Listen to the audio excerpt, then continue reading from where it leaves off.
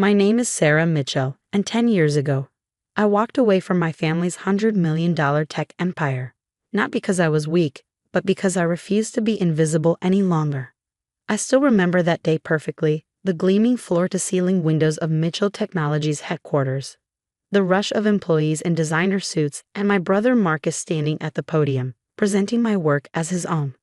"The Mitchell Secure Platform is revolutionary," he announced to the packed conference room, his voice carrying the practiced confidence of someone who had everything handed to him. "I've spent months developing this security architecture." I sat in the back row, my hands trembling as I watched him take credit for the countless nights I'd spent coding, debugging, and perfecting the system. The same system he had dismissed as just another firewall 6 months ago. Growing up in the Mitchell family meant understanding your place. For Marcus, the eldest son, it meant being groomed for leadership from birth. For me, despite my computer science degree from MIT and years of practical experience, it meant being the assistant, the shadow worker who made things happen but never got the credit. Our father, Richard Mitchell, built Mitchell Technologies from nothing. He started coding in his garage in the 80s, eventually growing the company into one of the largest cybersecurity firms in the country. Hard work is everything, he always said. But what he really meant was that hard work was everything, for everyone except Marcus. I joined the company straight out of college, eager to prove myself, while Marcus spent his days in strategic meetings, which usually meant long lunches with potential clients. I was in the trenches, leading development teams, solving critical issues, and pushing our technology forward. The Mitchell Secure Platform was my masterpiece. I had noticed a fundamental flaw in how most security systems handled encrypted data transfer. Late one night, after everyone else had left the office, I sketched out a new architecture that would revolutionize how we protected sensitive information. For 6 months, I worked tirelessly. My team and I built prototypes, ran thousands of tests, and refined the system until it was perfect. Marcus, as head of product development, had barely glanced at our progress reports. Then 2 weeks ago, everything changed. A major government contract was up for grabs, one that could double our company's value overnight. Suddenly, Marcus was interested. He started showing up at our team meetings, asking questions, taking notes. I should have seen it coming. Standing at that podium, Marcus didn't just steal my work. He erased me completely. As he went through the technical specifications, using terms I knew he barely understood, I felt something inside me break. The worst part wasn't Marcus taking credit. It was watching my father beam with pride from the front row, completely unaware, or perhaps uncaring, that his son was presenting his daughter's work as his own. When the presentation ended, the room erupted in applause. Investors rushed to shake Marcus's hand. Our father clapped him on the back, announcing, "That's my boy. The future of Mitchell Technologies." I stood up, my chair scraping loudly against the floor. The sound drew Marcus's attention, and for a moment, our eyes met. There was no shame in his gaze, no recognition of what he'd done, just mild annoyance at my disruption. I walked out of the conference room, straight to my office. My hands were steady as I began packing my personal items into a box. Family photos, certificates, awards I'd won but never been allowed to display prominently. All of it went in. Marcus found me there 20 minutes later. "What do you think you're doing?" he demanded, closing the door behind him. I continued packing. "What does it look like?" "Don't be dramatic, Sarah. You know how these things work. The company needs a strong leader to present." "A strong leader." I turned to face him. "You couldn't explain the first thing about how that system works. You stole my work, Marcus. My work." His face hardened. "I'm the head of product development. Everything developed here belongs to me. You're just an assistant, Sarah. Know your place." Those words, "know your place," they'd been thrown at me my entire life. Every time I excelled, every time I threatened to outshine Marcus, I was reminded to know my place. "You're right," I said quietly. "I do know my place, and it's not here." I picked up my box and walked past him. He grabbed my arm, his grip tight enough to hurt. "Where do you think you'll go? You're nothing without this company, without the Mitchell name." I yanked my arm free. "Watch me." The elevator ride down to the lobby felt like descending into another world. Employees stared as I walked out, box in hand.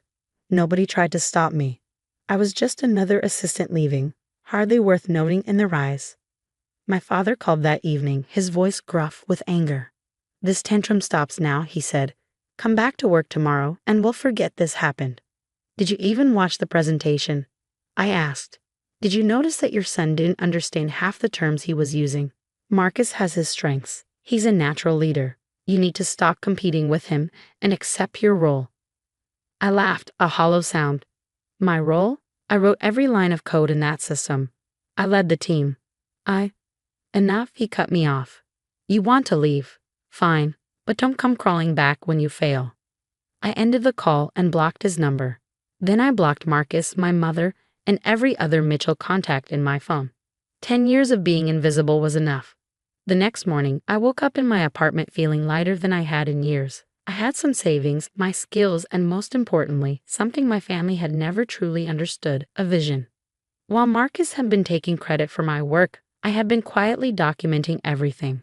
Every line of code, every design decision, every improvement. I had copies of all my original work stored securely where neither Marcus nor Mitchell Technologies could touch them. I knew the company would soon announce the Mitchell Secure platform to the world. Marcus would be hailed as a technological genius. Mitchell Technologies' stock would soar. But I had something they didn't know about, something that would take years to develop but would make the Mitchell Secure platform look like a child's toy in comparison. As I sat at my kitchen table that morning, sipping coffee and watching the sunrise over the city, I made myself a promise. The next time I saw Marcus and my father, I wouldn't be invisible. I would be impossible to ignore. I opened my laptop and began to write the first lines of code for what would become my revenge, not a bitter attack, but a testament to what happens when you underestimate the assistant in the room. Little did they know, 10 years later, they would be the ones desperately needing my signature. But that part of the story was still to come. 10 years can change everything. I stood at the window of my penthouse office, watching the sun rise over the Seattle skyline. The view was a far cry from my tiny apartment kitchen where I'd started this journey a decade ago. Below me, the streets were already filling with morning traffic, including several cars heading toward Mitchell Technologies headquarters. The building I could see from my window. "Ms. Walker, they're here." My assistant Michael's voice broke through my thoughts. I had taken my mother's maiden name after leaving Mitchell Technologies, wanting to succeed or fail on my own merits. "How many?" "3, your father, your brother Marcus, and a chief legal counsel." I nodded, smoothing down my tailored suit. "Let them wait for 20 minutes, then bring them up." Michael smiled slightly, understanding the power play. "Yes, Ms. Walker." As he left, I thought about the path that had led to this moment. After walking away from Mitchell Technologies, I had spent 6 months living off my savings while developing the foundation for what would become Quantum Shield, a security system that made the Mitchell Secure platform look like a high school coding project. But I knew better than to rush. I'd watched my father build his empire, seen his mistakes and his successes. Instead of immediately launching my own company, I spent 2 years working as a security consultant for major tech firms, building connections and studying the industry from the inside. Every night, I worked on Quantum Shield, while Marcus was appearing in tech magazines as the genius behind Mitchell Secure.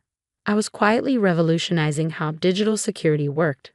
My system didn't just protect data, it adapted, learned, and evolved to meet new threats. When I finally launched Walker Security Solutions 3 years after leaving Mitchell Technologies, I did it through a series of shell companies. No one knew I was the founder and CEO. The press called me reclusive, mysterious. In reality, I was just patient. The company grew rapidly. Our security solutions were generations ahead of competitors.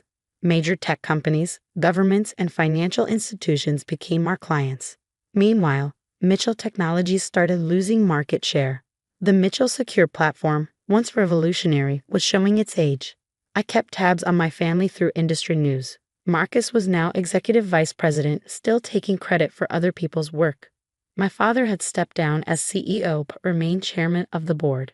Their company was still successful, but innovations had slowed. They were living off past glories.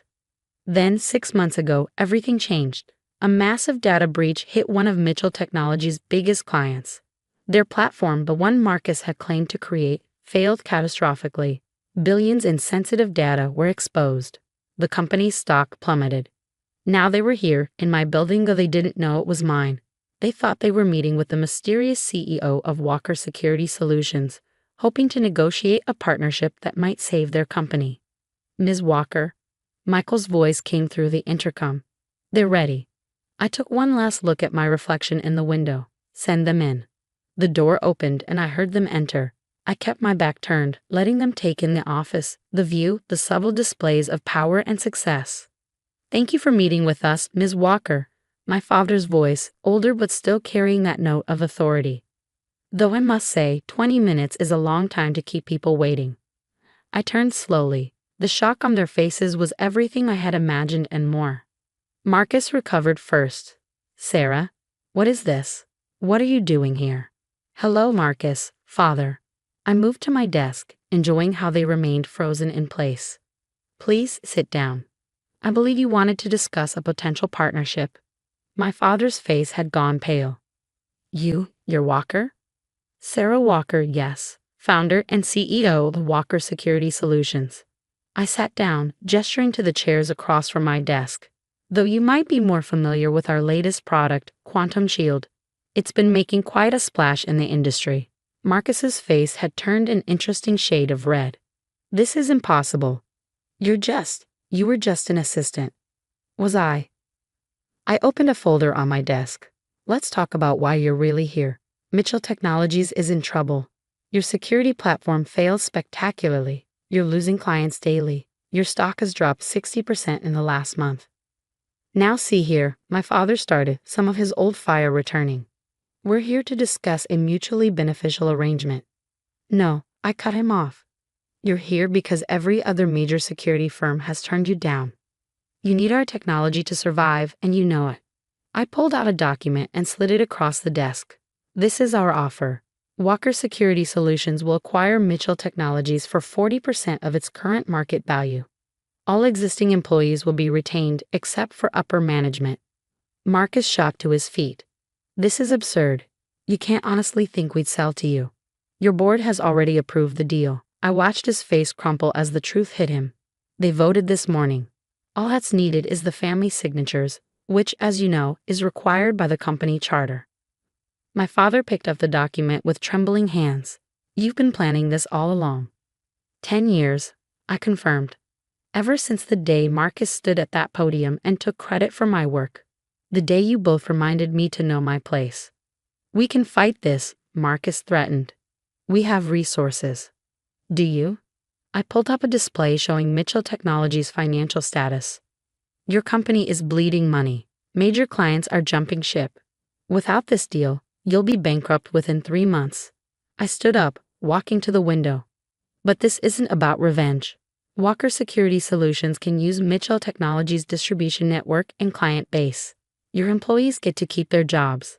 The company survives just under new leadership. And what about us? My father asked quietly. You'll receive fair compensation for your shares. Marcus can keep his executive title at one of our subsidiary companies, one where he won't be able to take credit for other people's work. Marcus slumped in his chair, defeated. My father stared at the contract for a long moment before looking up at me. When did you become this powerful? I always was, I replied. You just never noticed. The signing took less than 10 minutes. As they stood to leave, Marcus paused at the door. Sarah, I'm sorry. For what I did. No, you're not. I said calmly. You're sorry it caught up with you. There's a difference.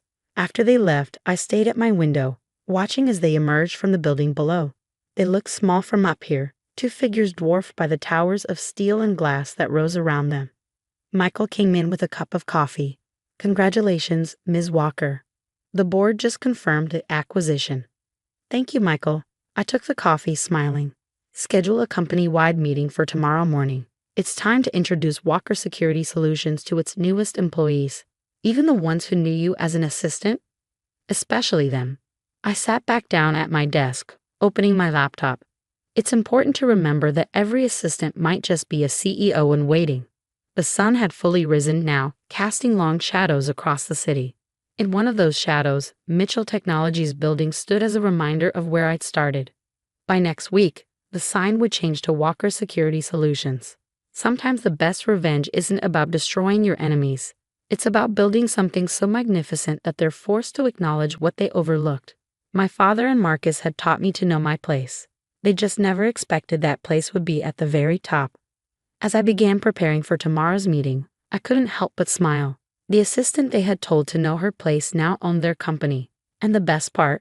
I did it not through inheritance or family connections, but through my own hard work and vision. Exactly the way my father had always claimed success should be achieved. The irony wasn't lost on me. Tomorrow, I would walk into Mitchell Technologies not as an invisible assistant, but as the CEO who saved the company from bankruptcy. The employees would learn that their new leader was the same person they had barely noticed for years. It wasn't about humiliation or revenge. It was about justice, about proving that talent and dedication matter more than family names or corporate titles. And maybe, just maybe, some other overlooked assistant would see my story and realize that being underestimated could be the greatest advantage of all. After all, no one watches their step when they think you're invisible. And sometimes, the person they refuse to see becomes the person they can't ignore.